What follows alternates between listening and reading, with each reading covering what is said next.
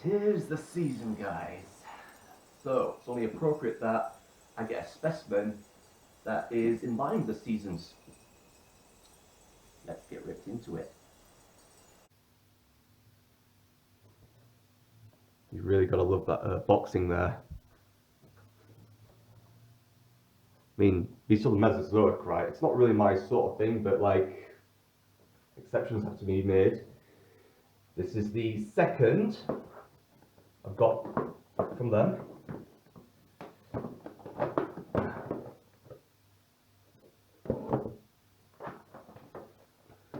Nice. And these kind of packagings are just exciting. Okay, so we've got some cord here, and he's cutting away.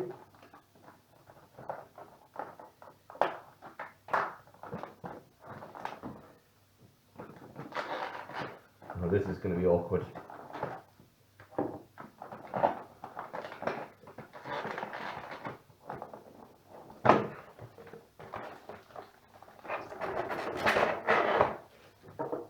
Of course, this always comes in handy.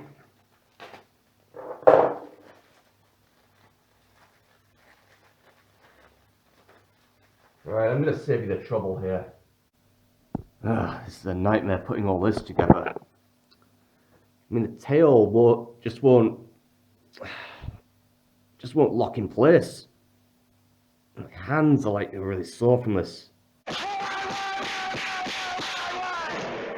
Success. Mind you, I had to use a knife to carve down the socket there. Anyone who has this set, can someone please tell me, where does this fit in? What am I supposed to do with it? Put up someone's ass? I don't know. Oh, they have instructions now. It's just too excited to even notice. But it doesn't really matter, instructions or not. It's just so awkward putting it together. Right, some success. That was an absolute nightmare. And this is actually really nice. Just don't ask me how I put it all together. When you get this, you decide for yourself. Like, it's a real mystery. Here we have a Troodon. Now, this dinosaur, contemporarily with the knowledge we have, is going to be a bit of a puzzling one for me to put into layman's terms, so bear with me. In the mid 19th century, a tooth in Northern America was discovered. It was kind of leaf shaped with all these serrations. His name Troodon, that translates to wounding tooth. Over the years, Troodon has been reassigned to different genuses that were discovered with more complete remains. That includes Stenonychosaurus and the larger Latenevenatrix. Now that is quite a mouthful.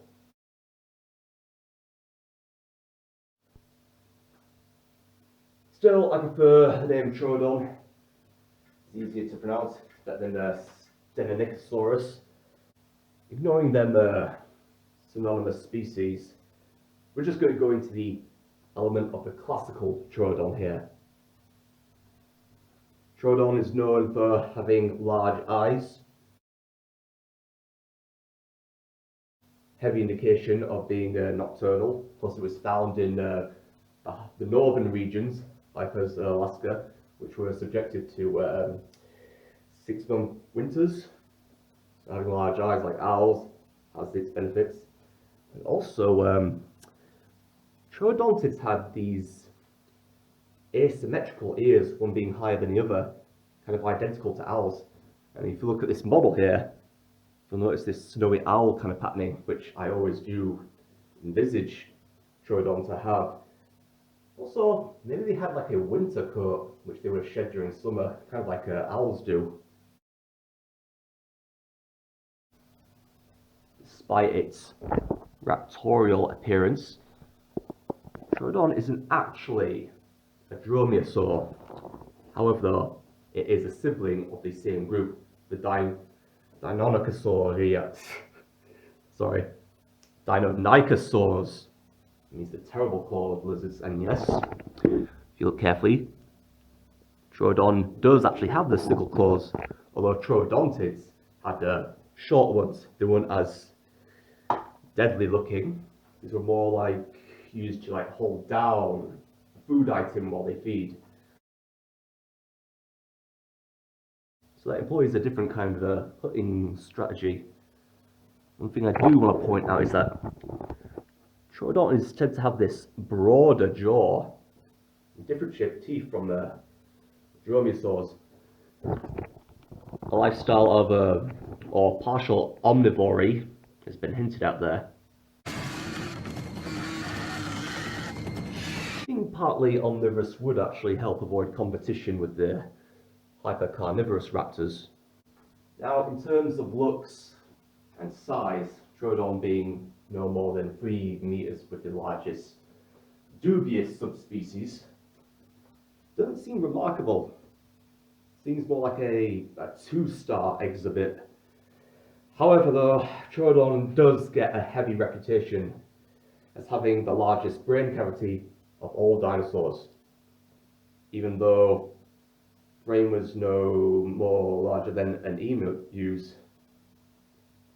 However, do not underestimate birds. Birds are far more wily than you think. I mean, crows, like, they've got good colour vision. They've been known to, pick up nuts, drop them into traffic, and they wait at pedestrian crossings for cars to run them over, and they extract the seeds. And also, one time in Australia, there was an invasion of emus. They called the army to get them. The army couldn't even eradicate them. They were too fast. I can see Troodons, right? Like, just finding their way into homes, like through windows, problem solving. I'm not talking like Jurassic Park style. It's just that birds are so heavily underestimated. Right, one infamous theory that is gonna last in the minds of dinosaur enthusiasts is that Troodon, being the most intelligent of the dinosaurs, had it not been for the KT extinction event, they would have evolved into this humanoid form that they called the dinosauroid.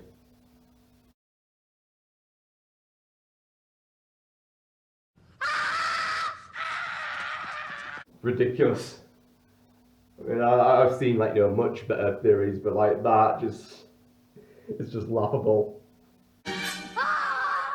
Alright, let's take a look at this model. Aside from that disaster of putting it together, it actually looks alright from a distance. Got this prehistoric tree here, a clutch of eggs, oval shaped, which theropods have been known to lay. That snowy owl coloration, and those bulging eyes, and you've got black feet there, just like a bird. Now, I've said before, I'm not up for all the articulation that the Mesozoic has, but it's an exception. And this model has arms that can be spread out. Like in life, Troodon would have probably spread them out for steering while it was running, or flapping while it was on top of prey, stabilizing as it thrashed about. Yeah, these smaller figures are more thoughtful. You don't find large birds like emus to be terrifying, but make no mistake. Troodon, right? You probably wouldn't even see it, especially in the habitat it occupied. Nocturnal animal. I'm guessing, right, them eyes had eye shine, so you can imagine shining a torch at one, or them reflecting moonlight. Now that'd actually be really creepy.